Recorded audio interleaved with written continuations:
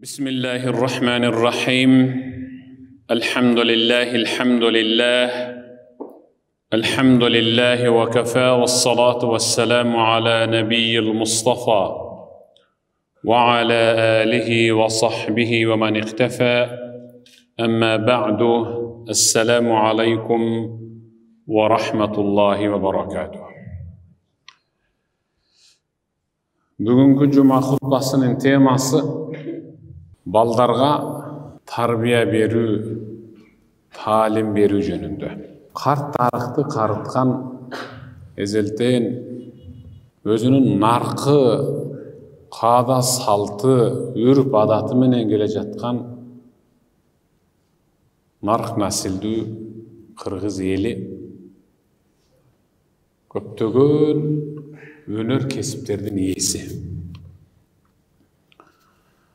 Ança-munça ulutlarda kattala berбеген жақсы bir önörlөр бар биздин бабаларыбызда.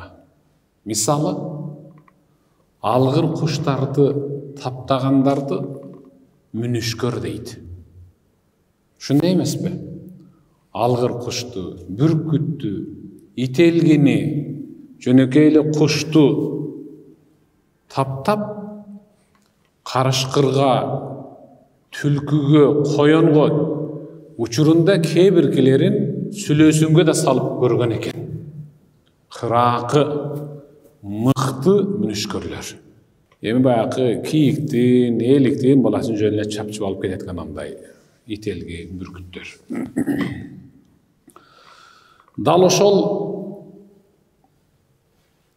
бүркүт ителги таптагандарды мүнүшкөр дейт.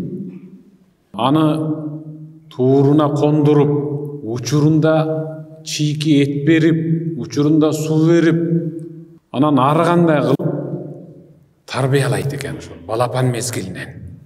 Ал эми байгеге, көкбөрүгө, тыйын эңмейге,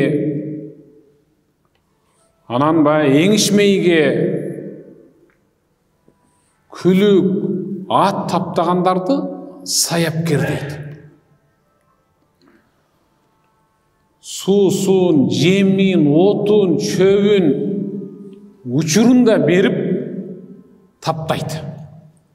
Анан күн түн дебей ошол аттын басыгын тиктейт.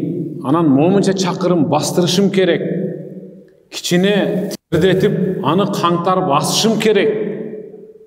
Момундай болуп калыптыр. Шундай болуп туяктары жерге тийип-тийбей туйлап калыптыр. Чуркай турган учуру көзүнөн алыскы чакырымдар көрүнүп учуп атат деп саяпкерлер аттын сорусунан, таноосунан, титиреген туяктарынан анын кандай күлүк чыгарын билет экен. Бирөөсү учуп жүргөн канаттууну таптаса, аны мүнүшкөр деп, бирөөсү жерде 4 аягы менен тыбырчылаган күлүктөрдү таскактатып таптаганды саяпкер дептир. Мен муну түшүнсүн деп эле айттым. Тили жок, канаттууну тили жок, күлүктү атты таптап ийге келтирген кыргыз бабаларыбыз, энелерибиз кантип өзүнүн канынан жаралган баласын таптап тарбиялай албай калды азыр учурда. Көрсө, бала тарбиялаганды тарбиячы же мугалим эле дейт экен. Башкача ат берилбептир. Анткени пайгамбарыбыз Мухаммад саллаллаху алейхи ва саллям иннама буисту муаллима. Мен мугалим катары жөнөтүлдүм дейт пайгамбарыбыз. Мен мугалим катары жөнөтүлдүм, үйрөтүүчү болуп жөнөтүлдүм. Колуңуздагы уулуңуз менен кызыңыз мыкты тарбиянын ээси болсун десеңиз, анда сиз мыкты тарбиянын ээси болуңуз. Ошол себептен Умар ибн Абдул Азиз өзүнүн уулун бир тарбиячыга алып келип берип атканда, баламдын мыкты болушу үчүн сен мыкты тарбиянын ээси болушуң керек деген. Эгерде тарбияң тайкы болса, анда мен баламды сага тапшырып убара болбой эле коеюн.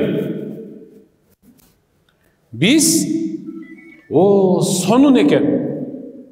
Мына жердеги бала бакча сонун экен, садик, тиги мектеп укмуш экен. Орус тил уклону менен, англис тил уклону менен, кытай тил уклону менен кетет экен деп берип атабыз. Ушуну менен биз балабызды мыкты тарбиялап атабыз деп өзүбүз алдап жүрүп атабыз. Менин балам бир жакшы эле. Билем кайдан жайдан чыкты, ушу кылып ушундайга кириптер болуп калды. Билбей калыппыз. Жүрөт биз билбей. Кайдан чыкты билбейбиз, биздин урукта андай жок эле дейт. Кой, мына эми сөздүн башынан баштайлы. Пайгамбарыбыз Мухаммад саллаллаху алейхи ва саллам «Иннама масалул жалиси салих ва жалиси су кахамилил миск ва нафихил кир». Жакшы дос менен жаман достун мисалы атыр саткан дүкөнчү менен баягы көрүкчүнүн өзүндөй. Көрүкчү деп коет бизде. Ана жаштар түшүнөр бекен эми. Көрүкчү деп коет. Темир устанын ийге келтирүүчү темирлерин кызытып, чокту кып-кызыл кылып берүүчү жасалма вентиляторду көрүк деп коет. فحامل المسك إما أن يحذيك وإما أن تبتاع منه وإما أن تجد منه ريحا طيبة. Атыр саткан дүкөнчү досуңуз болсо, кирип ассаламу алейкум деп учурашканыңызда эле анын сизге чейин атырларды ачып, жаап, тизип жүргөнүнө байланыштуу алаканында атырдын жыты болот. Учурашыңыз менен эле алаканыңызга атырдын, не бир укмуш атырдын жыттары жугуп калат. Сакалыңызды сүйкөйсүзбү, кийимиңизди сыйпалайсызбы, бетиңизди мындай кылып мисал сүртөсүзбү, бардык жерде атырдын жыты калат. Бул не бир укмуш мыкты жыт. Же болбосо има антабта минху, же андан жакшы бир өзүңүздө жаккан атырды сатып аласыз. Же ал сизге бир атырды белек кылат. Эми түшүндүрмө берейин. Жакшы дос деген ушундай. Жолугушуңуз менен эле анын жакшы бир адеп аклагы сизге жугат. Же сиз андан атайын кеңеш сураганы келесиз, атыр сатып алган сыяктуу. Ал сизге жакшы бир акыл калчап, насаатын айтат. Же ал өзү сизге келип, өзү сизге жолугуп, бир кеңешин берет, насаатын айтат, сын пикир сүйлөйт деген сыяктуу. Ушуну менен адам баласы акырындык менен камчыланып оңоло берет. Бул жакшы достун мисалы. Эми жаман дос нафихул кир, ал көрүкчү сыяктуу. Имма ан яхрик сиябак ва имма ан таҗида минху рихан мунтанна. Темирчи, темир дүкөнчүгө така жасаган, казык жасаган жана башка темирлерди ушинтип ширетип, эритип жасап жүргөн темир устачынын дүкөнүнө киришиңиз менен биринчи эле анын көрүгүнөн улам чок кып-кызыл болуп атып, бир учкун учуп келип сиздин кийимиңизге бир учкун түшүп күйгүзүп коюшу ыктымал. Андай болбогон чакта деле кирип отурушуңуз менен ыш жыттанып чыгасыз, ыш. Ассаламу алейкум деп учурашсаңыз эле колуңузга көзү жугат. Мындан башка эч бир жарытарлык жакшы нерсе менен чыкпайсыз.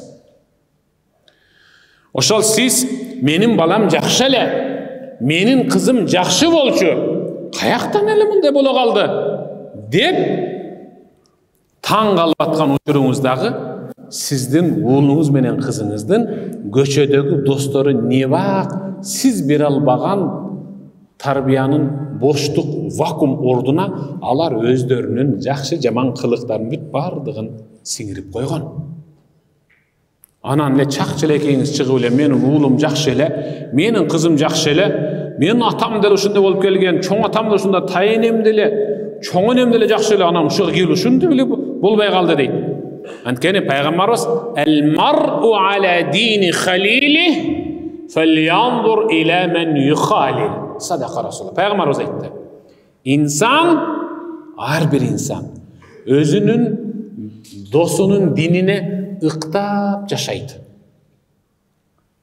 İnsan өзүнүн досунун динине ыктап жашайт. Андыктан ким менен достошуп жатканыңарга саресеп анан назар салгыла. Жаман инсанды дос кылып алып, шорон курбасын деп атат. Досуңдун дини менен деген дос менен таанылат. Кээ бир достор бар, аркы досуна окшоп арсылдап күлүп калган. Ошол досунун мүнөзү сиңип өтүп калган. Кол жансоосу да ошол, жамбаштоосу да ошол, басыгы да ошол, күлүүсү да ошол болуп калган. Демек ушул адеп акылактын баары сиңгенден кийин дини да өтөт. Дин тутуму да өтүп калат. Сиз үйдө эрте менен жумушка кетип, кеч кыйраткансып келип, уулуңуз менен кызыңызга кечки тамактануу дасторконунун айланасында жакшы бир үй бүлөлүк таалим тарбия өтпөгөнүңүзгө 20-25 жыл болду. Жыйынтыгында сиздин кызыңыз 25ке чыкты да. 25ке чыкты. Ал ата менен эненин насатын укпай чоңойду. Ал дос жандады, курбу күттү. Сизден укпаган жакшы сөздөрдүн бүт баарын досторунан жаман сөз менен жүрөгүндөгү бош вакуумду толтуруп бүттү. Эми сиздин насатыңызга орун жок калды. Түгөндү. Мүнүшкөр бүркүт ителки таптаган чалык, саяпкер күлүк таптаган чалыктагы уулуңуз менен кызыңызды тарбиячы ата эне катары таптай алган жоксуз сиз. Анан бир нерсе болсо эле мектепте мугалимдер сабак бербей атат, мектеп начар. Жок, мектепте убактылуу гана саат болот. Калган учурдун бүт баарын бала кыз ата эненин алдында өткөрөт. Уяда эмнени көрсө, учканда ошону жасайт болуп атат да. Сиз өзүңүз тарбиячы боло албай атасыз. Анан кимге дагы догуңузду артасыз? Уулуңузга жакшы көрүп, анын кайсы бир сабактан жетишкендиги сизди сүйүндүрдү. Ооба. Эми бир уклон менен окуду, же англис тил, же кытай тил, же математика, же химия, физикадан утуп чыкты. Утуп чыгышың менен мен сага iPhone белек кылам деп сөзүңүзгө турдуңуз, бердиңиз. Бирок сиз iPhone'ду балаңызга белек кылган жоксуз, ушуну билиң. Балаңызды iPhone'го белек кылып койдуңуз. Балаңыз iPhone'ду колдонуп иштетип жаткан жок. iPhone балаңызды колдонуп иштетип атат. Сиз утулдуңуз. iPhone'ду балаңызга берген жок. Сиз балаңызды iPhone'го тапшырып жибердиңиз. Бүтүндөй анын жашоосу азыр iPhone, Samsung, интернет желелери болуп калды. Керек болсо, бетке айткан сөздүн зары жок. Сиздин ата эне катары өз уулуңуз менен кызыңыздын абийирин алдында. Сиздин ата эне катары iPhone'чолук кадырыңыз жок. Чын, Samsung'чалык кадырыңыз жок. Анткени ал iPhone эмне дегенин кылып атат. Бирок сиздин эмне дегениңизди кылган жок да уулуңуз менен кызыңыз. Мына сиздин тарбиячы эмес экениңиз ушул жерден билинип атат. قد ينفع الأدب الأطفال في الصغر وليس ينفعهم من بعد كبر. Өзүн негизи таалимдагы, тарбиядагы балдарга наристе мезгилинен, кичинекей мезгилинен таасир берет. Чоңоюп, калдайып, сөөгө катып калгандан кийин каяктан таасир берсин тарбия.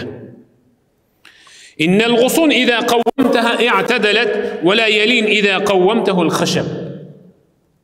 Чырпык, жаш чырпык, өзөгүндө суу жүгүрүп турган жаш чырпыкты кайсыл фигурага алып келип оросоң деле, бурасаң деле, 8 кылсаң, 9 кылсаң, 5 кылсаң деле, ошону менен ошол фигурада өсүп берет. Андан себет жасап атасың, андан ваза жасап атасың. Вазаларды кадимкидей. Чырпыктан эмнелерди гана жасап атасың. Наристе дагы, өспүрүм дагы, жеткинчек дагы дал ошол чырпык сыяктуу. Аны биз бүгүн тарбиялап калышыбыз керек болчу. Кечигип атабыз. Валаялин ида каввамтахул хашаб. Момундай болуп, очоко, печкеге жага турган болуп, адам кучагы жетпей турган, деңгээлге жетип калган чоң дөңгөчтү ийип көрчү эми өзүң деп атат. Мына бир ийип көрчү момун деп. Ушул өзүңдүн билегиңдей болгон жыгачтылымда ийип көрчү. Дал ошол азыр сиздин азыркы мисалы, сиздин 3 уулуңуз бар, 3 кызыңыз бар. Жаштык мезгилиңизге алып ала албай калган тарбияңыз, жаштык мезгилдеге жаттай албай калгандарыңызды азыр кыйналып атасыз да жаттай албай. Дөңгөчтү ийип болобу эле кайрып.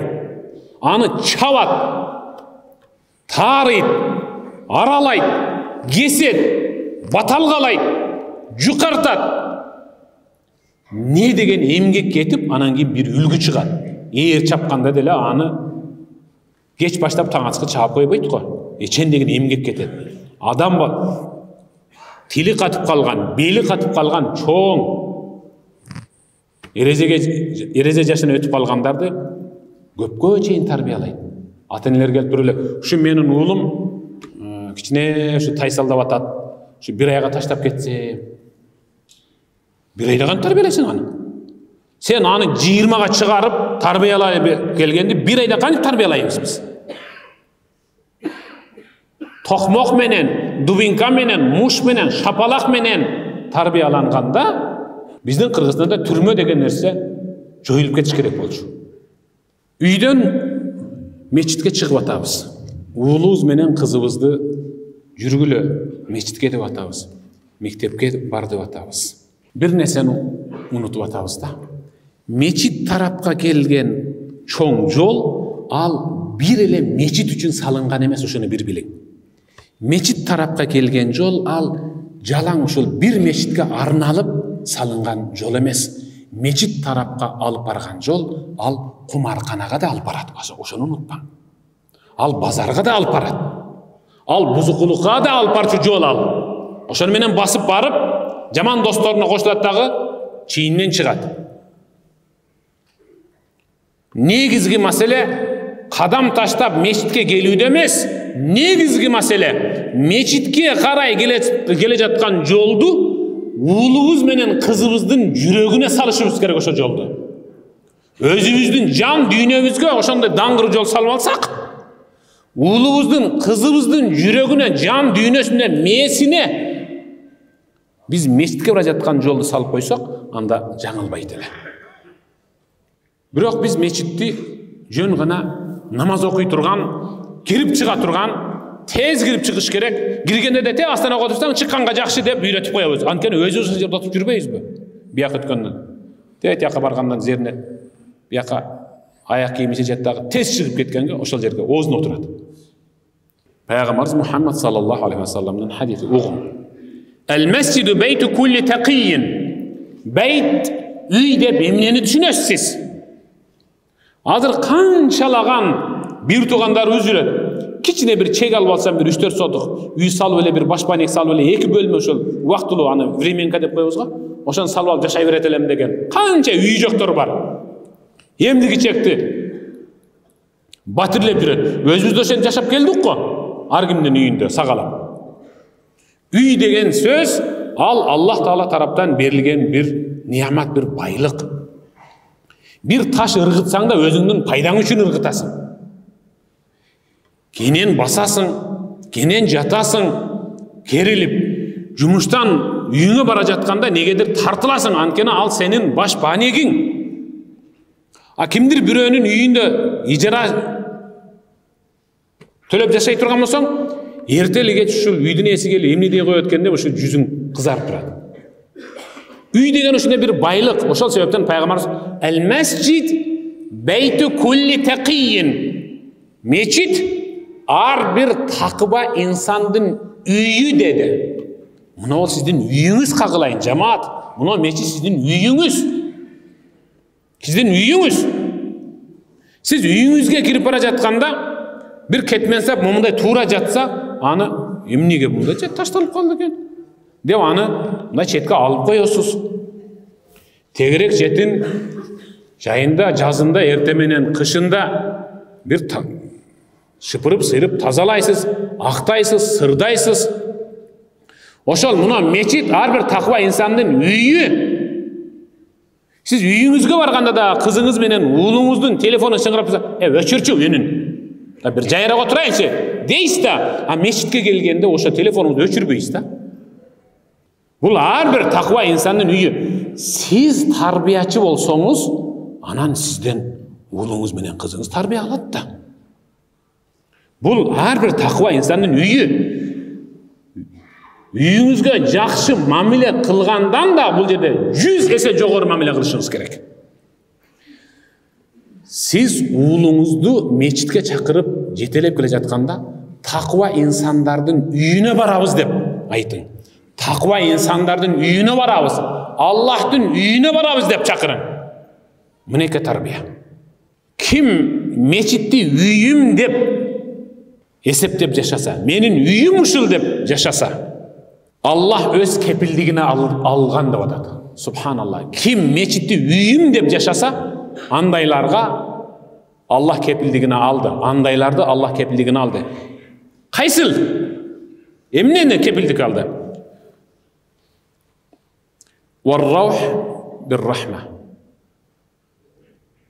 Өз мээримин тынымсыз төгүп турууну, кыл көпүрөдө тайгылбай тозок үстүнөн бейишке чагылган жарк эткендей өтүп кетүүнү, Алланын ыраазычылыгына анан бейишке жүзү албырган, жүзү жарык абалда кирүүнү Аллах кепилдигине алды деп атат. Көрбөйсүзбү тарбияны? Кагылайын, эми уулум, сен мени уят кылып атасың. Жүр мени менен мечитке жетелешип ушинтип, бейишке кирели, кумарканага барып, телефонуң менен тиги интернет желелерине кирип кетип, интернет мисалы баягы оюндарына кирип кетип, жинди болгондон көрө мени уят кылбай. Жүр ошо мечитке дебейсизби? Балаңызды же кызыңызды мектепке жөнөтүп атканда, биз дагы деле кетелесиң мектепке деп ата-энелер жыйынына чакырса, сен бар менен араң бирөөсү барат. Кой, деп кошунаңызды, биз бүгүн бара албай калдык, сен катышып келе бер, сенден угуп алабыз деп айтабыз. Ушул биздин кайдыгерлигибизден улам, уулубуз менен кызыбыз жада калса, мектептеги сабактан дагы артта калып баратат. Пайгамбарыбыз Мухаммад саллаллаху алейхи ва салламдан хадисин ошо уулуңуз менен кызыңыз мектепке жөнөтүп атканда эсине салышыңыз керек болчу. Уулум, илим алуу ар бир мусулман эркекке да, аялга да милдеттендирилген, Аллах тараптан милдеттендирилген нерсе. Сен милдеттүүсүң, алып келгин. Дагы эң кызыктуусу, илим алуу үчүн ташталган инсандын кадамдарынын астына Алланын алдынан жиберилген периштелер бул илимге бара жаткандын таманы булганыч жерди басып албасын деп канаттарын төшөп турат. Кагылайын уулум, кызым, сен мектепке барып келгичекти периштенин канатынын үстүнө барып келесиң. Жаман жолго баспа, жаман досторго жолобо, жаман иштерди жасаба, жаман нерселерди ичпе, жаман нерселерди чекпе деп айтуу сиздин милдетиңиз болчу. Күлүк таптаган саяпкер менен канатты бүркүт таптаган мүнүшкөрдөн да төмөн, алар тили жокту таптап атат. Канаттууну кел десе, тиги жактагы ителги менен бүркүт келип атат. Азыр сиз кел бериден келе уулуңуздан, барбайм деп кетип калат. Анткени сиз таптай алган эмессиз. Саяпкер күлүктү мыкты таптагандыгы үчүн ыраазы болуп, жонуна эсин мингизип алып, кара терге малынып, чоң топту жарып, ошонун ичинен көк бөрүнү суруп алып чыгып атат. Керек болсо, оң жамбаш менен де, сол жамбаш менен де бул жактагы күлүктөрдү түртүп атат. Siz talim bere alбагандыгыңыз үчүн сизди эртең балаңыз карыялар үйүнө алып бара турган деңгээлге өзүңүз жеткирип атасыз. Сизди ал эртең өзүнүн жонуна, желкесине көтөрбөйт. Анткени сиз ага мыкты саяпкер болуп тарбия бере алган жоксуз да. Анан ал наркоман болуп атат.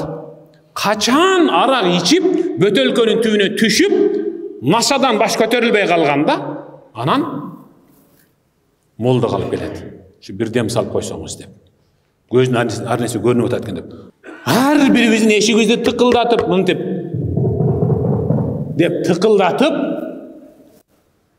ассаламу алейкум. Алыстан атап келди келе. Ла илаха иллаллах Мухаммад расулуллах деп айтып коесузбу?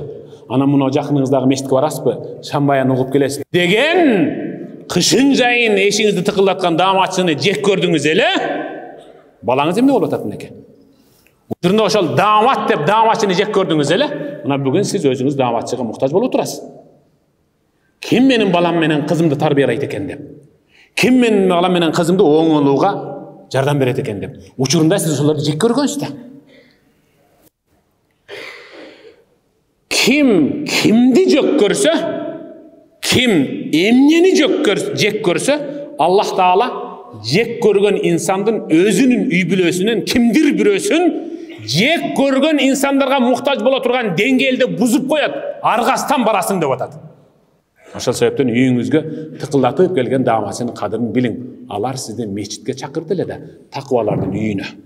Пайгамбарыбыз Мухаммад саллаллаху алейхи ва саллам жети түрдүү инсанга Аллах Таала кыяматта өзүнүн аршынын көлөкөсүнөн башка бир да көлөкө болбогон учурда дал ошол өзүнүн аршынын көлөкөсүнөн жети түрдүү инсанга көлөкө берет. Бул деген рахаттандырып отургузат, жай баракат, коркуу, кооптонуу, кыжалаттануу, жүздөрүнүн тунарып түнөрүүсү болбойт, башкалар эсепке тутулуп атканда дейт. Ошонун экинчиси эле жетөөнүн экинчиси эле шабун нашаа фи ибадатиллах. Жаштайынан Кудайга кулчулук кылып ата энесинин салган чыйры менен тарбияланып бой көтөргөн деп чоңоюп келе жаткан жаш өспүрүм ал кыяматта Алланын аршынын көлөкөсүнөн көлөкөлөйт. Ушул хадисти эмнеге балаңызга жеткирбедиңиз? Ушул хадисти эмнеге кызыңызга жеткирбедиңиз? Азыр мына ушул жерден чыгышыбыз менен айтылган жарым сааттык сабак түшүп калат. Мен билем. Жарым сааттык сабактын айтып берчи десе, кээ-биркилер 1 мүнөт сүйлөшү мүмкүн. Эмне деди эле баягында? Саяпкер дедиби же мүнүшкөр дедиби деп бирөө 1 мүнөткө жетпеген сөздү 2 жолу кайталашы мүмкүн. Бирөө 1 мүнөт, бирөө 2 мүнөт, бирөө 3 мүнөт сүйлөйт, андан ар жагында жок эч нерсе. Анткени жүрөк бош эмес бизде. Азыр бүт бардыгын култап коюп келдик, азыр оюбузда ошол нерсе турат. Култадымбы, култабадымбы? Жаптымбы, жаппадымбы? Баягы нарзан сатып бердимби, сата элекминби деп. Мына жаштайынан ибадатка суугарылып чоңойгон өспүрүм кыяматта Алланын аршынын көлөкөсүнөн көлөкөлөйт. Ал сиздин балаңыз да ошол. Ошол сиздин уулуңуз, кызыңыз. Бирок ошол бала тарбиялоодо жөн эле отуруп алып эле ошо шыбап эле сүйлөй бербей, көрсөтпөй бата кыл деп атат. İbrahim Peygamber emne dedi? Estağfurullah billah. Ve cunubni ve beniye en na'budel asnam. Sadakallah. Ey Rabbim, özümdü, uulu menen kızımdı, sölököttörgө, aykelderge sıyına turgan kılbagın, özüngö sıyına turgan, en işenişti kul kılgın, dep dua kılgan. Allah'ım, başka özüңдөн башкаларга табынып кете турган коомдон кылбагын, өзүмдү дагы, урпагымды дагы деп дуа кыл деп Алла үйрөттү. Дуа кыл элекпиз ал биз. Биз бата кыл элекпиз. Ата-эне катары уулубуз менен кызыбызга, "О Кудай ай, ушу уулум менен кызымдын тарбиясын оңдочу. Мен оңдай албай атам. Сен өзүң оңдоочусуң. Сен өзүңө тапшырдым я Рабби. Сен өзүң оңдоп берчи" деп дуа кылдыңызбы тахажжудка туруп? Уруп көгөртүп жатып алгансыз, эртең менен турсаңыз уулуңуз жок, кызыңыз жок. Түйтак. Катуу уруп коюп мене деп коюп 1 аптадан бери издеп жүрөсүз. Estağfirullah. Rabbi cealni muqimas salah ve min zurriyyeti Rabbena ve teqabbal dua. Sadaqallahul azim. İbrahim peygamber. Rabbim özümdü dağı, urpağımdı dağı namazхан kıl. O Rabbim özümdü dağı, urpağımdı dağı namazхан kıl dep dua kıl. Dep Allah İbrahim peygamberge үйröttü. Dua kılıp atat. Dua kılbayız bu şintip. Adam balası en mıktı kımbat tamaktı jeşmenen tarbiyalanbaydı. En kımbat sarkeç giyimdi giyinүү menen aldıga ozуп çıkbaydı. Şunu bir bilin. Antkeni Peygamberimiz Muhammed sallallahu aleyhi ve sellem "Ma nahale validun veleden afdala min edebin hasan."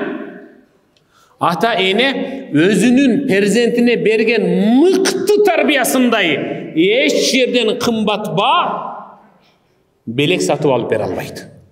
Şunu bir bilin.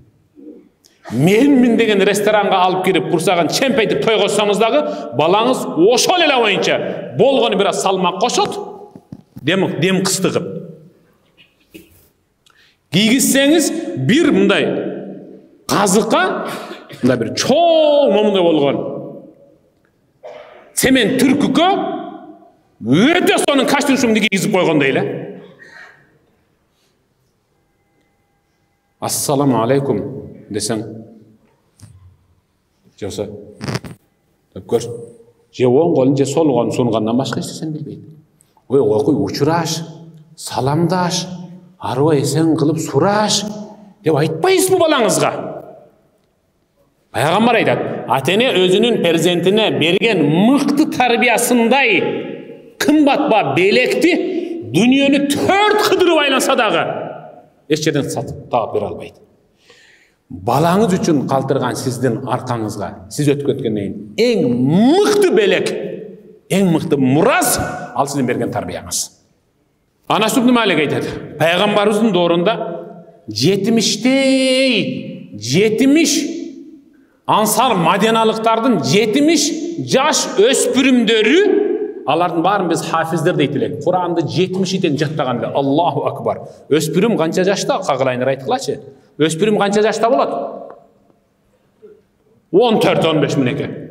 Ansarlardın 14-15 jaştagı 70 balası Kur'an'da baştan ayak 5 mancasınday jat bilgen 70'i meçitke kelişip oşol jerde kas katar tizilip Peygamber arkasından uşunday suktanu menen tamşanуу menen namaz okup kuftan namazını okugandan alar akырын meçitten çıkıp meçitten alыстап bir жерге мындай отуруп алышып караңгы жерге мен окуйын силер угуп тургула деп бири окуса 69 угат андан бири окуса дагы 69 угат ушинтип анан кайрадан мечитке келишет эле. Үйдөгүлөрү дейт, булар пайгамбардын жанында мечитте деп көнү ток, ал эми мечиттеги жамаат булар үйүнө таркап кетти дешчү. Бирок алар жок, үйүнө да барган эмес. Алар мечиттин бир бурчуна, сыртына барып алып, жамаат баары чыгып кеткенден кайра келе жатып, пайгамбарга кылган бир ушул эмгегибиз, кызматыбыз ушул болсун деп, талаадан отун чогултуп келип, Peygamberin үйünün sırtına mumda kılıp, tigince söyöp koyucu ele. Peygamberga kerek, bolbasa başka sahabalarga kerek. Men emnen aytıp atam kagılayınlar. Alardın ata eynesi usunda tarbiyatçı ele de. Emne olsa da kimdir biröge paydan tiysin dep, bir çırpıp olsa da biröge bir degendigi üçün, şimdi tarbiya göstergendigi üçün, şunday olup tarbiyalandı. Hazır emi bizdikiler, үйүндөгүлөр. Bala gelbedi, yok dostlar menen jüret da. Dedim ki dostlar menen jüret. Kayakta jüret, kumarkanada jüret, kayakta jüret, arak içken, kayakta jüret, kafede jüret, kayakta jüret, dağı bir balede jüret da dağı. Kaysı meytte jüretle? Peygamberimiz, "Ma min abdin istara'ahu Allahu ra'iyye, felem yuhitha bi nasihatin illa lem yecid raihatal cennet." Allah kimdi bir çöyröge eği kılsa, jetekçi kılsa, siz atene katarı özünüzdün, oğlunuz, kızınыздın eğesisiz. Karamağına mıhtı mamile kılıp tarbiye beri albasa, kıyamatta al beyişke kirmek dursun, beyiştin jıtın da jıttavayt deydi. Jıtın da jıttavayt.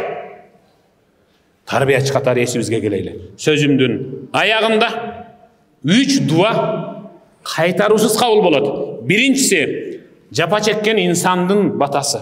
Ekincisi, atenenin perzentke bergen batası. Üçüncüsü, musafırdın batası. Oşa sebepten Fudayl ibn Ayyad Ali degen uğluna tarbiya berüde tüyşölüp kıynalıp gitti. Bir gün tahajjudga turdu. Kana yad'u lehu qailan. Tahajjudga turup Allahumma inni ijtahadtu an u'addima Aliyan falam aqdir ala ta'dibi fa'addibhu anta li. Duasını qaragıla. Tahajjudda ey Rabbim oğlum Ali'ni kança adep dep tarbiyalayın desem dele hiç alım jetpey atat. Akılım jetpey atat, çamam jetpey atat ya Rabbi. Sözüm tasir berpey atat, ötpey atat. Rabbim usul oğlumdu sen özün maga mıktı kılıp tarbiyalap berçi. Tarbiyası menen menin karegimdi suyunçi dep sajdasında köp ıyladı. Oğup durun. فاستجاب الله دعاءه وأصلح ابنه ومات عليه باكيا وهو يستمع القرآن. Allah anın Fudayl ibn Ayyaz'ın batasını kabul kılıp balasına şunda bir insaf verdi, hidayet verdi. Şunday mıhtı bir tarbiye aldı. Atasının aldığından kesip ötpey turgan en mıhtı tarbiye algan perzent boldu. Kıyla jaşka çıktı. Ömürün ayağında al, Kur'an'da okup, ıylap atıp sajdada can verdi. Kudaydan öz perzentimiz için soranalı. Al bizden yüreğimizden mömösü. Boğrumuzdan jıtı kakılayınlar. Al bizim iki gözümüzden karegi. Eğer joğotu ola turgan bolsak, anda hiç kaçan oңolбойт. Je naşakor bolat, je arakor bolat, je zinakor bolat, je uğru bolat. Jana başka. Münüşkör, sayapker. Tilsiz hayvanattardı, kanattılardı tarbiyalagan, uşul münüşkör menen sayapkerdey bolboyuz bu. Tili var, uğluz menen kızımızga muğalim katarı tarbiyaçı bolalbayız bu kağılayınlar. Ayatlarga sadakallahul azim, hadithke sadaka rasuluhul kerim. Amin. Allahümme inneke afuvun kerim. Allahümme inneke afuvun kerim. Tuhibbul afve fa'fu anna. Ya Rahim bi rahmetike ya erhamer rahim. Allah.